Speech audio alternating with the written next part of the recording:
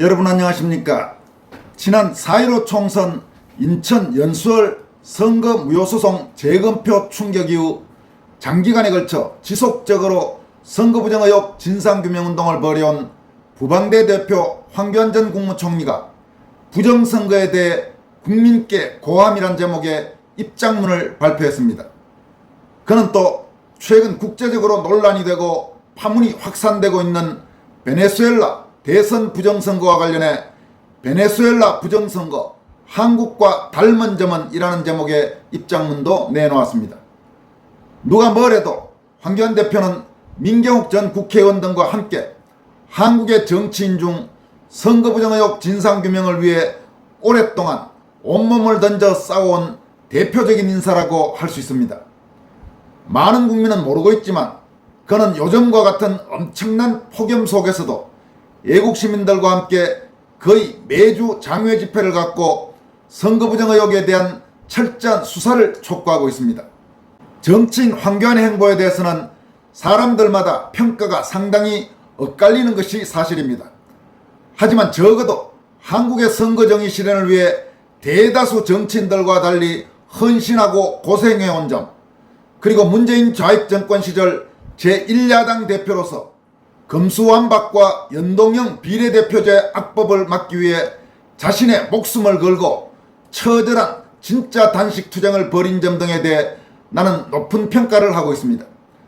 여러분께 말씀드린 바가 있습니다만 황교안 자유한국당 대표가 청와대 앞에서 정말로 자신의 목숨을 걸고 단식 투쟁을 벌이고 있을 때 나는 그 현장에 찾아가서 그의 목숨이 위태로운 상황을 직접 목격했던 바가 있습니다. 따라서 자신있게 한국의 역대 정치인들 가운데 정말로 자기 목숨을 걸고 진정한 단식 투쟁을 한 사람은 김영삼 전 대통령과 황교안 대표 이 두 사람이라는 점을 확신을 갖고 이야기할 수 있습니다. 황교안 대표는 부정선거에 대해 국민께 고함이란 제목의 입장문에서 요즘 민주당이 하는 짓을 보면 곧 헌법 개정해서 사회주의로 갈 수도 있겠다는 걱정을 한다. 하다가 당할 수 있다. 그러나 국민의힘 당은 영혼이 없는 듯하다. 그러면 민주당의 독주를 누가 막는가? 저와 자유우파 시민들이 부정선거와 싸우는 것은 자유민주주의를 수호하기 위한 것이라고 밝혔습니다. 이어서 저들은 부정선거를 통해 얼마든지 민주주의를 무너뜨릴 수 있다. 지금 그렇게 하고 있다. 부정선거로 당선된 민주당 등 가짜 국회의원들이 하는 짓을 보라. 우리가 막아야 한다고 강조했습니다. 황 대표는 또 부정선거 이야기는 이제 그만해도 되지 않느냐는 말은 사탄의 유혹이다. 우리 애국 시민이 아니면 누가 부정선거를 막겠는가? 우리는 끝까지 싸워야 한다. 부정선거를 완전 규명하고 관련자 처벌이 이루어질 때까지 싸워야 한다고 다짐했습니다.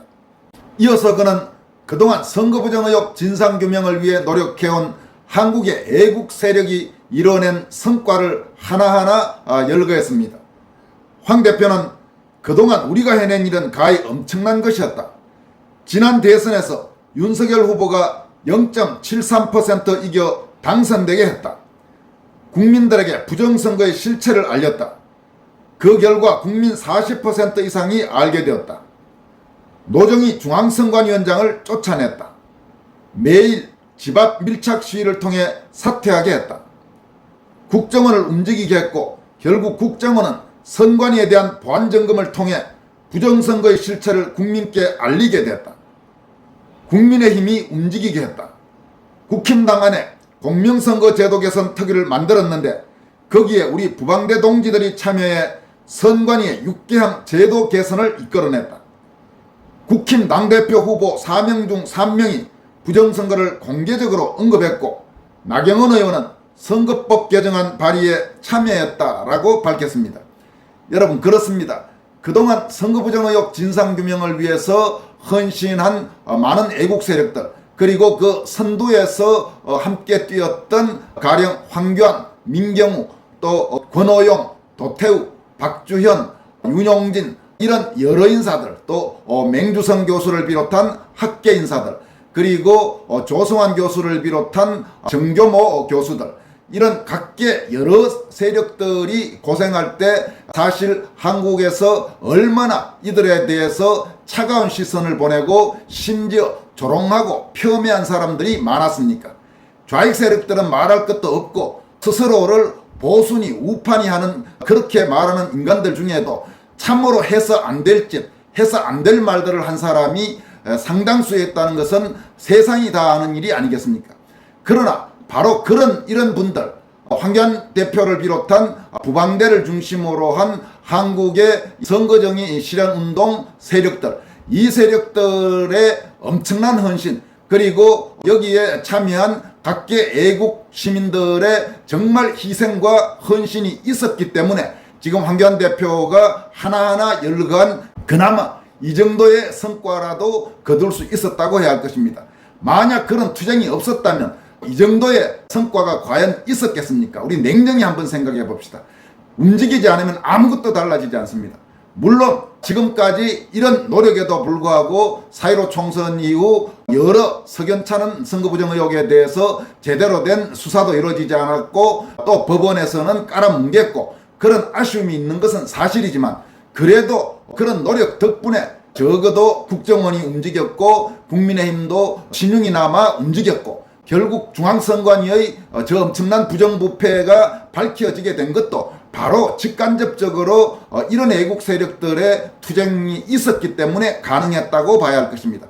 그런 점에서 황교안 대표를 비롯해서 선거정의운동 실현을 위해서 노력해온 대한민국의 각계 애국 인사들, 각계 애국 시민들이 한국 사회에 기여한 공로는 참으로 크다고 나는 확신하고 있습니다. 황 대표는 이어서 그동안 부방대 치열한 감시 활동을 통해 부정선거의 증거들을 수없이 찾아냈다. 그래서 부정선거에 대한 수사가 검경에서 진행되고 있다. 4.10 총선 직후에는 18군데 지역구에 선거 무효소송을 제기했다. 집회 시위를 통해 부정선거를 규탄하고 국민들에게 알리고 있다. 매주 전국적으로 확산돼 가고 있다. 며칠 전에는 부정선거 감시 활동을 하다가 구속된 예국투사 한영만 동지가 보석 석방되게 했다라고 밝혔습니다. 이 한영만 씨 유튜브 채널 하면 되겠지 운영자인 한영만 씨의 보석 석방도 여러분들에게 말씀드린 바와 같이 황교안 대표를 중심으로 권오영 변호사, 또 박주현 변호사, 또 윤용진 변호사 이렇게 4명의 의로운 법조인들이 무료 변론을 해서 보석 석방으로 이어졌다는 점을 우리는 기억할 필요가 있습니다. 황 대표는 그럼에도 불구하고 아직 남은 과제가 적지 않다고 강조하고 있습니다. 그는 아직 남은 과제들이 있다. 핵심은 부정선거에 대해 검경의 수사가 이루어지게 해야 한다. 본격 수사가 시작되면 3개월, 늦어도 6개월이면 다 밝혀진다. 저와 부방대는 얼마 전 부정선거 국민소송단을 만들었다. 대규모 고소고발이 진행될 것이다. 우리가 고소고발하면 검경 수사기관들은 수사를 해야 한다. 안 하면 직무유기로 또 고소할 것이다. 수사하지 않을 수 없게 만들어야 한다라고 역설했습니다. 그는 이런 일을 하려면 국민들이 깨어나야 한다. 그래서 우리는 지금 서울 한복판에서 인간 띠기 시위를 하고 있다. 이를 통해 국민들이 더 많이 부정선거를 알게 하고 있다. 우리는 지상전과 함께 공중전도 펼치고 있다. 함께 싸워 자유대한민국의 선거정의를 세워내자. 자유롭고 번영된 나라를 다음 세대에게 물려줘야 하지 않겠는가라고 강조했습니다. 황교안 대표는 또 최근 국제적으로 큰 파문이 일었던 베네수엘라 대선 부정선거와 관련해 베네수엘라 부정선거 한국과 닮은 점은 이라는 제목의 입장문을 통해 베네수엘라 대통령 선거에서 부정선거 정황이 드러났다. 분노한 주민들의 시위가 확산돼 최소 10여 명 이상이 사망했다. 베네수엘라 주민들은 선관위 발표를 믿지 못하고 있다. 마찬가지로 한국 국민도 우리 선관위를 믿지 못하고 있다라고 지적했습니다. 이어서 지난 10년간 우리나라 선관위에서는 어마어마한 채용 비리가 있었다. 1200건이나 되는 위반 사항이 감사원에 의해 밝혀졌다. 그래서 온 국민이 선관위는 도대체 못 믿을 기관이라는 생각이 팽배해 있다라고 밝혔습니다. 황 대표는 또한 베네수엘라 선관위는 실시간 개표 상황을 공개하지 않았고 시민단체 참관도 불허했다. 한국도 역시 투표 참관인의 참관을 방해했다. 특히 사전투표자 수를 확인하기 위해 참관인들이 투표 용지 발급기의 화면을 보려고 해도 한국 선관위는 이를 보지 못하게 철저히 막았다. 게다가 한국 선관위는 개표 참관 역시 1m 이상 거리에서 보도록 했고 참관인들이 촬영하려는 것을 길을 쓰고 막았다. 무엇보다 정당 추천 개표 참관인 수보다 개표 테이블 수가 더 많아서 구조적인 감시 사각지대를 만들어 놓았다라고 그동안 한국 선관위가 저질러온 짓들을 하나하나 지적했습니다. 그는 이어서 미국은 베네수엘라 대통령 선거 결과가 미국의 자료와는 불일치한다고 밝혔다. 즉 베네수엘라 국민 표심이 선거에 반영되지 않았다는 것이다. 미국은 마두로의 패배를 선언했다. 중남미 국가들도 투표소별로 세분화한 개표 자료를 공개할 것을 요구하고 있다. 마두로 대통령은 대법원에 개표 감사 청구를 했지만 국제사회는 공정한 감사가 이루어지는지를 주목하고 있다.